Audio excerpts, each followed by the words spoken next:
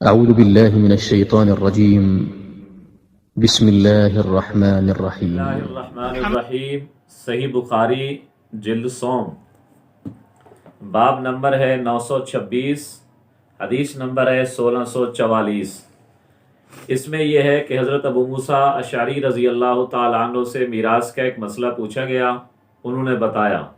پھر انہوں نے کہا کہ تم جاؤ حضرت عبداللہ ابن مسعود رضی اللہ تعالیٰ عنہ سے پوچھو۔ جب ان سے پوچھا گیا تو انہوں نے اس کے برعکس بتلایا،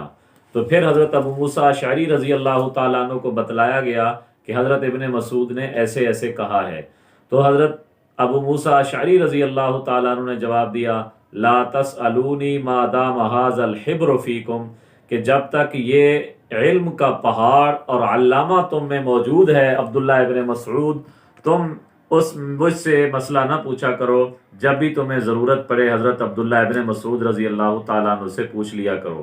تو یہاں پر بھی حضرت ابو موسیٰ حضرت ابن مسعود رضی اللہ تعالیٰ عنہ کی تقلید شخصی کا حکم دے رہے ہیں کہ جب تک یہ علامہ تم میں موجود ہے تو اس سے ہی مسئلہ پوچھا کرو۔ تو ہم بھی یہی کہتے ہیں کہ حضرت امام اعظم ابو حنیفہ رحمۃ اللہ علیہ اس دور کے بہت بڑے علامہ ہیں جو قرآن و حدیث کو جاننے والے ہیں، انہوں نے بھی قرآن و حدیث کو دیکھ کر ہی فتویٰ دیا جس طرح حضرت عبداللہ بن مسعود دیا کرتے تھے۔ تو جس طرح حضرت ابو موسیٰ تقلید شخصی کا حکم فرما رہے ہیں، تو اس سے معلوم ہوا کہ ہمارے لیے بھی تقلید شخصی جائز ہے۔